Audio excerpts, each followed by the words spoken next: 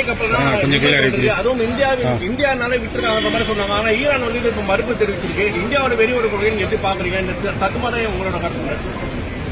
இந்தியாவுடைய வெளியுறவு கொள்கை கவலை அளிப்பதாக இருக்கிறது. அமெரிக்கா இஸ்ரேல் ஆதரவு நிலையை எடுத்து செயல்படுவது இந்தியாவுக்கு நல்லதல்ல, உலக அமைதிக்கும் நல்லதல்ல. நம்முடைய பிரதமர் அவர்கள் இது தொடர்பான நிலைப்பாட்டில் ஒரு மறுபரிசீலனை செய்ய வேண்டும் என்ற வேண்டுகோளை விடுதலை சிறுத்தைகள் கட்சியின் சார்பில் முன்வைக்கிறோம். அமெரிக்க ஆதரவு எந்த வகையிலும் நமக்கு உடன்பாடானதல்ல, உகந்ததல்ல, நல்லதல்ல. சார், அதே போல எரிபொருள் எரிவாயு உள்ளிட்ட கச்சா எண்ணெய் போன்ற எரிபொருள் கட்டுப்பாடு உலக நாடுகளையே அச்சுறுத்திக் கொண்டிருக்கிறது. இந்தியாவுக்கும் அது பொருந்தும். ஆகவே உடனடியாக இந்த போர் நிறுத்தம் செய்யப்பட வேண்டும். இந்த போர் நிறுத்தப்பட வேண்டும்.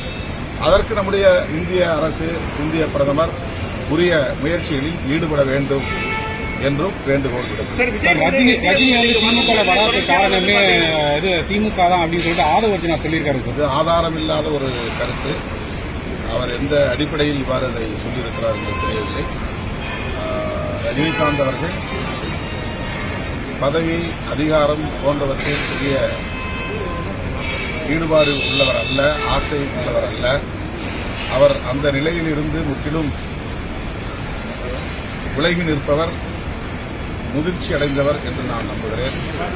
ஆகவே அவர் எந்த அச்சுறுத்தலுக்கும் அஞ்சி தன்னுடைய நிலைப்பாட்டில் இருந்து பின்வாங்கியிருக்க வாய்ப்பே இல்லை.